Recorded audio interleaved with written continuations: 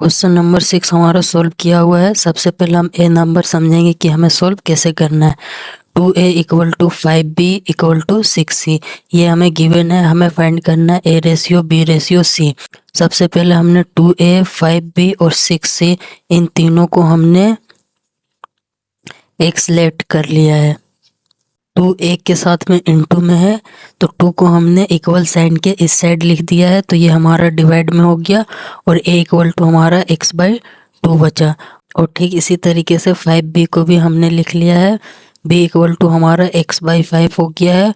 और 6c को भी हमने इसी तरीके से लिख लिया है, 6c के साथ इनटू में है, इक्वल साइन के इस साइड आया तो डिवाइड में, c इक्वल टू हमारा बचा x/6। तो A ratio B ratio C को हमने लिख लिया है, ये हमारा ए के बराबर है, ये बी के बराबर है और ये सी के बराबर है। तो ए के जगह पे हमने x/2, बी के जगह पे x/5 और सी के जगह पे x/6 लिख लिया है। और फिर हमने 2, 5 और 6 का एलसीएम किया है और एलसीएम हमारा 30 आया है। फिर हमने सभी टर्म में 30 से मल्टीप्लाई किया है, तो 2 के टेबल में 30 हमारा 15 टाइम्स में, 5 के टेबल में 6 टाइम्स में और 6 के टेबल में 5 टाइम्स में हो जाएगा। तो x into 15 15x, x into 6 6x, x into 5 5x हमारा हो गया।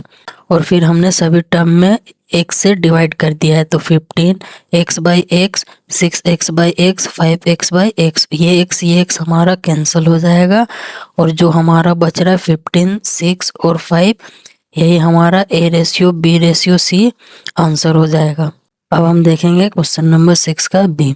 2a equal to 4b equal to 7c, ये हमें गिवन है।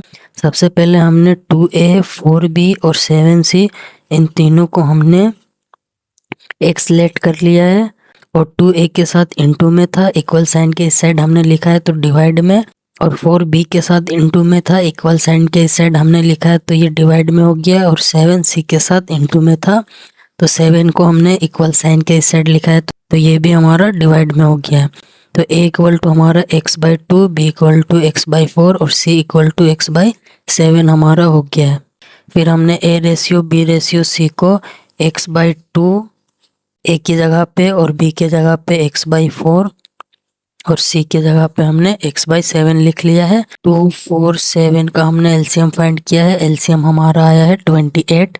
फिर हमने सभी टर्म में 28 से मल्टीप्लाई किया है और 2 के टेबल में ये हमारा 1 टाइम्स में और ये हमारा 14 टाइम्स में, ये 1 टाइम्स में 4 के टेबल में और ये 7 टाइम्स में, और 7 के टेबल में ये 1 टाइम्स में और ये 4 टाइम्स में। x into 14 14x, x into 7 7x, x into 4 4x।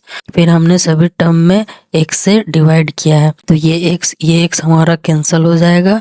उसके बाद जो हमारा बच रहा है 14 7 और 4, यही हमारा A ratio B ratio C equal to 14:7:4 हो जाएगा। यही हमारा बी नंबर का आंसर है और इसी के साथ हमारा क्वेश्चन नंबर 6 कंप्लीट होता है।